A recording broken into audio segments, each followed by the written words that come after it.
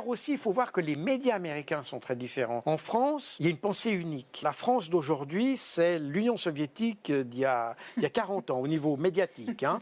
Les journalistes valent d'ailleurs pas beaucoup mieux. Littéralement, ils appliquent la pensée unique. Point final. C'est la pensée qui vient en haut et on la répercute avec des intonations différentes selon les médias. Mais en gros, c'est ça. Alors que quand on va aux États-Unis, prenez le Washington Post, par exemple, New York Times, sont des journaux traditionnellement plutôt pro-démocrates. J'y suis abonné aux deux, je les lis régulièrement et on voit que pendant la période Biden, alors c'était totalement au support de Biden, aujourd'hui ils sont aperçus un petit peu de l'évolution des choses, donc ils ont adouci leur langage, mais ils restent très critiques par rapport à Trump, par rapport à la Russie, etc. Néanmoins, pendant la période Biden, il y a beaucoup d'articles qui ont été faits dans le New York Times qui étaient critiques par rapport à l'Ukraine. Et il y a beaucoup de choses qui ne sont jamais apparues dans nos médias, mais qu'on trouvait dans le New York Times ou Washington Post. Ça veut dire qu'aux États-Unis, le public a une vision plus large du conflit et comprend mieux le conflit d'ailleurs qu'en France.